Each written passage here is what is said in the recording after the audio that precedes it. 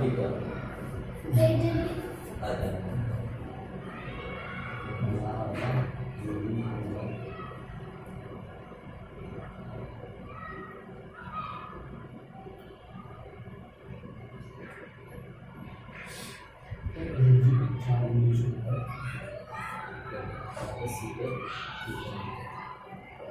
Can I proceed? Yo, sir, you can proceed.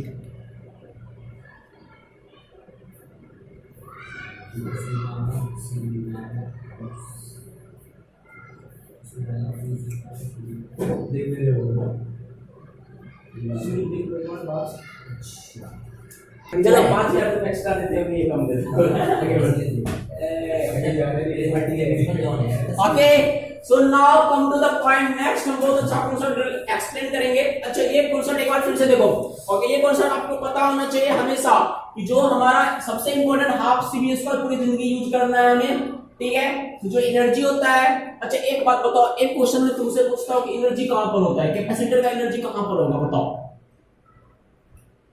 where will be the energy of capacitor कहां पर होगा give me the answer ये energy जो calculate किए हो वो प्लेट पे कहां पर कैपेसिटर में कहां पर कैपेसिटर में कहां पर प्लेट के सरफेस पे प्लेट के सरफेस पे I got your answer capacitor capacitor पे ही होगी okay I got your answer you don't want to comment okay दोनों आंसर गलत है कैपेसिटर के प्लेट पर एनर्जी नहीं होता है कैपेसिटर के बीच में जो स्पेस है वहां पर एनर्जी होता है क्यों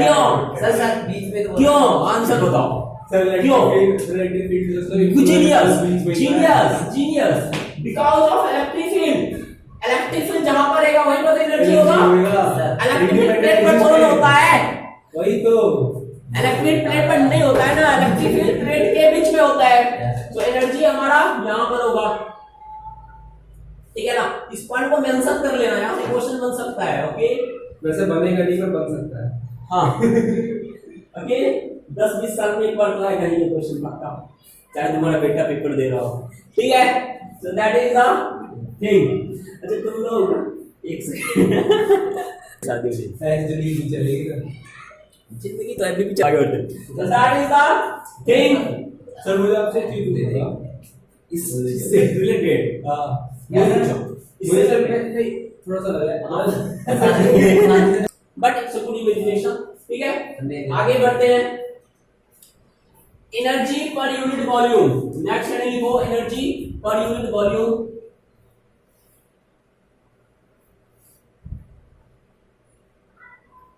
देखो प्रैक्टिकली हम किसी भी प्लेट का कैपेसिटर मेजर कर सकते हैं ठीक है हमने स्टार्टिंग में डेरिवेशन किया था मान लो अगर हमारा कैपेसिटर स्फेरिकल था तो स्फेरिकल के लिए हमने डिराइव किया था C = Q/V अगर हमारा स्फेरिकल कैपेसिटर था तो सारे के सारे चार्ज स्फीयर पर होंगे ठीक है तो यहां से हमारे पास C = Q/V और जो V होता है ओके स्फीयर के लिए वो क्या होता है 1/4πε × Q/R ठीक है इनको यहां पे पुट करा तो C = Q/1/4πε × Q/R ये कैंसिल आउट हो गया हमारा 4πε0 आ रहा था so this was the first derivation of capacitor on the surface of a sphere because of the surface of a sphere उसी तरह से हमने पैरेलल प्लेट के लिए डेरिवेशन किया था पैरेलल प्लेट के लिए जो हमारा कैपेसिटेंस आया था वो कितना आया था ε0a/d तो यहां से हमने बोला था कि जो कैपेसिटेंस है वो किस चीज पर डिपेंड करता है जो कैपेसिटेंस है किस चीज पर डिपेंड करता है distance geometry of the capacitor पे सिंपली एक लाइन हम कह सकते हैं तो capacitance depends on the geometry of the capacitor geometry it means that जो हमारा प्लेट है प्लेट के बीच स्पेस क्या है जो हमारा प्लेट है प्लेट का एरिया क्या है सो that is the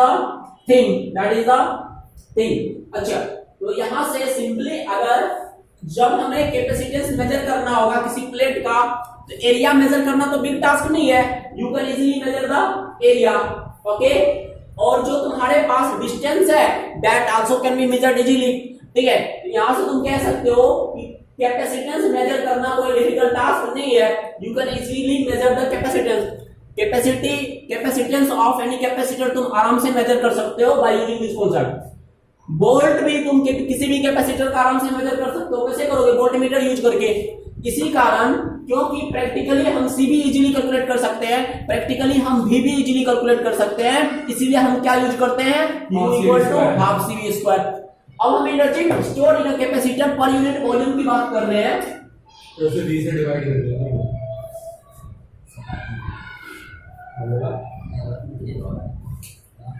so b से डिवाइड करो 2 upon b, so half c, okay, cv square upon b upon b square, b square हो जाएगा। इसको आगे करो 1 अपॉन 2, c क्या होता है, epsilon naught a upon d, into b okay, square b, okay, इसको, so that is the thing, okay, q equal to तुम्हारे पास क्या होता है, cb होता है, b equal to q upon c, या इसको इलेक्ट्रिक फील्ड के टर्म्स में लिखो, इलेक्ट्रिक फील्ड के टर्म्स में e into d लिख सकते हो, हां सर किसको, v को, हां sir you can write, sir ये दिस वाले सारे फिटिंग जाएंगे। ओके, कैपिटल वॉल्यूम का भी है। सर वो this is b for volt, okay, this b is for volume, okay, this is for volume, got it, clear है ना, ये यूनिक ही रहेगा, स्क्वायर क्यों होगा, ठीक है, so that is the thing, sir volume को एरिया टू लेंथ लिख सकते हैं। अरे हाँ ठीक है, सो v को हम पहले लिखते हैं, v को हम क्या लिख सकते हैं, a into d लिख सकते हैं, हां सर, का whole square upon area into length पे अच्छा से d यूज a करो, से a काट दो, d डिस्टेंस यूज करो, सो दैट इज द थिंग। तो यहां से a से कैंसिल आउट हो रहा है हमारा, और क्या क्या कैंसिल आउट हो रहा है पिक्चर में, a से कैंसिल आउट हो गया, d कैंसिल आउट हो गया, यहां से सर 2 डी है। सर d एक ही है सर नीचे, d स्क्वायर, अच्छा वो मल्टीप्लाई हो रहा है ना, हाँ, सही है, तो दैट इज द थिंग। तो यहां से हमारे पास 1/2 एप्सिलॉन e स्क्वायर, तो दिस इज एनर्जी पर unit volume, very very important concept again. अब भी देखो, पूरी जिंदगी में तुम जितनी एनर्जी पढ़े हो सबकी बात करता हूं मैं, u अपन b, हाँ, u upon v potential energy per unit volume is equals to half of epsilon e square।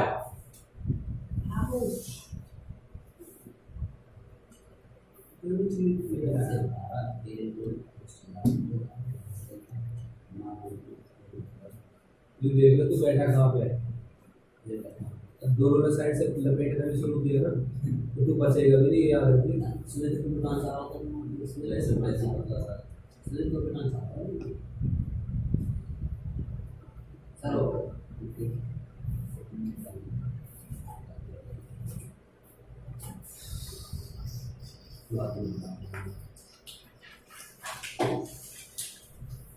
Sir हो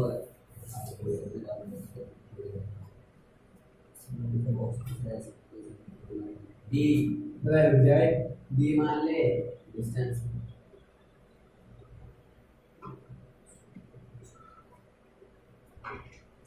ये पता आपको कितना पूरी तरीके से स्लाइड में दिखने वाला है। एनर्जी पर unit volume is half of epsilon A square, okay. अब नेक्स्ट कॉन्सेप्ट बताओ, जब हम बचपन में काइनेटिक एनर्जी की बात कर रहे थे, तो काइनेटिक एनर्जी क्या होता है, हाफ एम बी स्क्वायर। क्या बात है लड़की, सो काइनेटिक एनर्जी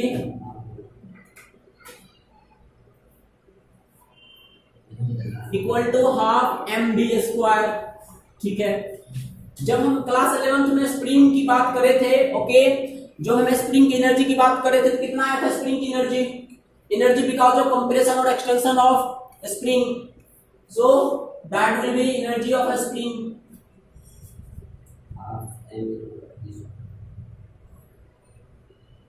हाफ के x square, x is what, compression of spring, और एक्स डिस्टेंस ही होगा sir.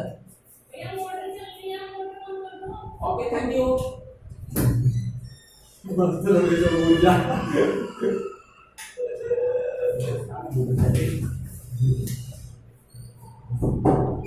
Okay, so that is the thing, okay. उसके बाद हम एनर्जी ऑफ, अभी कैपेसिटर की बात करें, एनर्जी ऑफ कैपेसिटर क्या होता है, half B half C square, half C B square, ठीक है। और अभी हम एनर्जी पर यूनिट वॉल्यूम भी निकाले, half E naught E square, जी देखिए सर इसको, जो कुछ हाँ। सारा छाप एप्सिलॉन नॉट ई स्क्वायर, सही लिखा हूं मैं, yo sir. Okay. Okay, so that is the thing. अब हम आज से 1 महीने के बाद इंडक्टर की कॉन्सेप्ट पढ़ेंगे। जिस तरह से हमने अभी तक तुम सबको 2 चीज के बारे में पता चला है, इसी को दिमाग में सेट करते चलो। तुम रेजिस्टेंस के बारे में जानते हो ऑलरेडी, फिर भी हम स्टडी करेंगे, बट कैपेसिटेंस के बारे में बहुत अच्छा से हम समझ लिए। जब हमने वो सारे सर्किट तुम समझ गए हो तो कैपेसिटेंस खत्म है। बट ओके, जिस तरह से हमने कैपेसिटेंस के बारे में स्टडी करा, रेजिस्टेंस के बारे में स्टडी करा, उसी तरह की एक प्रॉपर्टीज आएगी जिसको हम इंडक्टेंस कहते हैं। तो इंडक्टेंस के बारे में हम स्टडी करेंगे। वहां पर भी हम ड्राइव करते हैं एनर्जी ऑफ इंडक्टर। तो मैं भी पहले लिख देता हूं, रिजल्ट पता होना चाहिए तुम्हें अभी से। तो एनर्जी ऑफ इंडक्टर सर वो होता है हाफ। हाँ गुड यस या इतना पकड़ लगा रहा है आप उसके बाद छोड़ दो। इनके बाद बताओ क्या हो सकता है। अच्छा है, सेंस अच्छा है। यहाँ पे भाई सारे जन इतना होने के बाद ऐसा हो ही नहीं सकता कि आप ना है, ऐसा आ जाए। आप तो आना ही है, आप तो आंख बंद करके लिखो। आना है आप, ठीक है। तो that is half LI square. Okay, so यहाँ से देखो कितने ब्यूटीफुल रिजल्ट आए हैं हमारे सामने। ओके, ऑस्पिशियस रिजल्ट आए हैं। It's looks like pizza. देखो इनको समझो, बहुत मजा आएगा। सर ये एल वहां पे क्या है? LI square. एल क्या है? L इंडक्टेंस, जिस तरह से कैपेसिटेंस होता है, रेजिस्टेंस होता है, इंडक्टेंस होता है, I current. I is for current। Okay, देखो कितने सिमिलरिटीज है। मतलब देखो कहीं ना कहीं सारे एनर्जी एक ही फॉर्मेट में होता है। जैसे तुमने कल ओके गिब्स एनर्जी का बोला था, तो बोला कोई भी एनर्जी हो यूनिट वही होना है। ऑलरेडी अपन जैसे ये सब कॉमन सेंस के बारे में बात होना चाहिए। अब उसी को हम कह देते हैं, मान लो मोस्ट ऑफ द टाइम हम जब गिब्स एनर्जी मेजर करते हैं मोल में मेजर करते हैं, उसी को हम कह देंगे जूल मोल इनवर्स, ऐसे कुछ मेंशन कर देंगे। Mole inverse is just a amount कि हमने 1 मोल का energy, but that is the thing. यहाँ पर अच्छा एक बात बताओ, ये चीजें जो हमारे पास, जैसे यहाँ पे वॉल्यूम आ गया, जो हमारा एनर्जी होगा, एनर्जी का यूनिट क्या होता है? जूल होता है। तो एनर्जी पर यूनिट वॉल्यूम का यूनिट क्या होता है? ये कॉमन सेंस की बात है, इसको बताने की जरूरत है नहीं। तो दैट इज द थिंग। तो यहाँ से देखो, एक तो सारे में कांस्टेंट है हाफ। अच्छा ये जो बात है ना, ये वाली बात, ओके, m वाली बात, k वाली बात, ओके, c वाली बात, ये c दिख रहा है, c वाली बात, ओके, m वाली बात, k वाला बात, c वाला बात, एप्सिलॉन नॉट वाला बात, ओके, li वाला बात, ये सारे के सारे किसका प्रॉपर्टीज है बताओ? उस मटेरियल का प्रॉपर्टीज है जिस मटेरियल की एनर्जी की हम बात कर रहे हैं। मान लो तुम्हारा ओके बॉल मूव कर रहा है 5 मीटर पर सेकंड से, ठीक है, तुम एनर्जी निकालते हो हाफ mv स्क्वायर। मास किसका है? बॉल का है जो मूव कर रहा है। तो दैट इज द थिंग। अगर तुम्हारे